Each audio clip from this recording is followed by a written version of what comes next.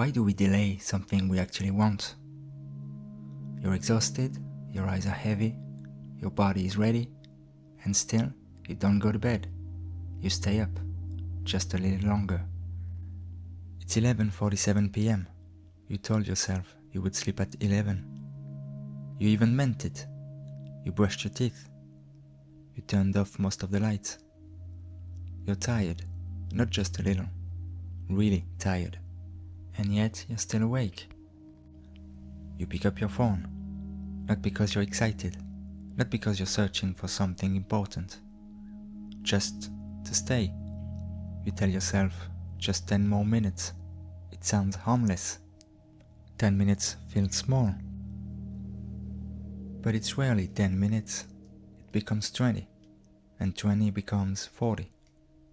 And somehow, midnight doesn't feel late anymore. It feels suspended. Like the rules of the day don't apply right now. You're not wired. You're not energized. You're actually drifting. But you resist the final step. Turning off the screen. Standing up. Getting into bed. Because that would mean the day is officially over. And once the day is over, tomorrow starts. There's something about that moment, that small transition. It feels bigger than it should. It's not about sleep. It's about crossing a line. And maybe that's the real question. Why does going to bed feel like giving something up, even when all we are giving up is consciousness? We tell ourselves it's a discipline problem, that we lack willpower, that if we were more organized, more mature, more responsible, we'd just go to bed on time. But that explanation feels too simple. Because even on days when nothing extraordinary happened, even when you're not stressed, even when you're actually tired early, you still stay up, scrolling, watching, doing nothing in particular. And sometimes, even if you remove the screen entirely, you'll still find something to do. Reorganizing something small, walking around, standing in a kitchen for no reason, just delaying. So maybe it's not about the phone, not about Netflix, not even about entertainment. Maybe it's about the transition itself, the moment where the day ends and the next one begins. Going to bed is not just lying down, it's closing the chapter. It's accepting that this day is done. And whether it was productive or messy, you don't get to edit it anymore. And maybe that's uncomfortable, because once you sleep, you move forward. And moving forward means facing tomorrow. Responsibilities, decisions, interactions, all waiting quietly. So staying awake isn't always about wanting more time in the night. Sometimes it's about not being ready for tomorrow. Most days don't really belong to you. They start with alarms, schedules, messages already waiting. You wake up and you're immediately responding, even before you've fully arrived. You answer emails, you adapt to conversations, you solve small problems, you make decisions all day, tiny ones, big ones, constantly adjusting.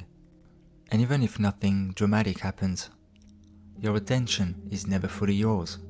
It's shared, with work, with people, with noise. So when night comes, and everything finally quiets down, something shifts.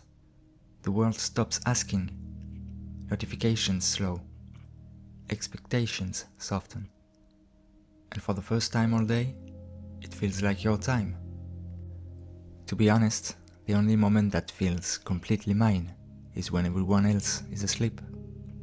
No one expects a reply. No one needs anything. It's quiet. And it's finally mine. And maybe that's why you stay up. Not because you love being tired, not because you enjoy the next morning being harder, but because this small slice of night feels like reclaimed space.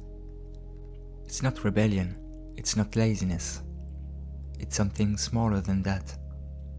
It's a delayed exhale, after holding a breath all day. So when you say just 10 more minutes, maybe what you really mean is just 10 more minutes that belong to me. There's something about the moment you finally stand up, when you close the last app, turn off the TV, and the room gets quieter. It feels small, but it's not. It's just on the edge.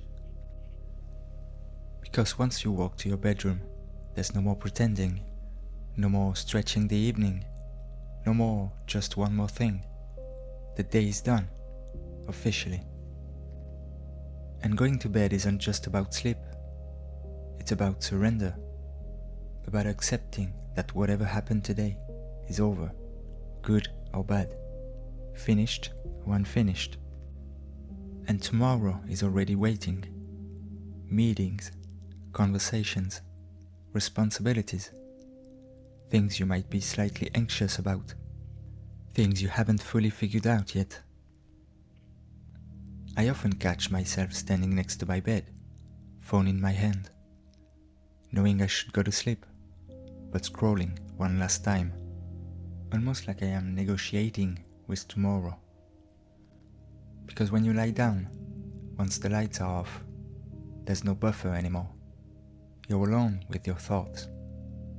No distractions, no background noise, just stillness. And sometimes that stillness feels heavier than scrolling, heavier than noise, heavier than staying up tired. Because in silence, your mind gets louder. So staying awake a little longer isn't always about avoiding sleep. Sometimes it's about avoiding the silence that comes with it. So maybe this isn't about discipline. Maybe you're not weak. Maybe you're not addicted to your phone. Maybe staying up late is just the only moment that feels untouched, unclaimed by the rest of the world. Because once you fall asleep, the cycle begins again. Alarms, schedules, messages. And maybe your mind knows that. Maybe it's just asking for a little more time before stepping back into it. The strange part is, the night feels bigger than it actually is. Not because time slows down, but because nothing is pulling at you. And when nothing pulls at you, time stretches, even if it's only a few minutes. So maybe you shouldn't ask yourself, why do I stay up so late? But why doesn't my day leave me enough space sooner? Because you don't actually want less sleep. You just want more moments that feel like they belong to you. And sometimes, midnight is the only place you find them.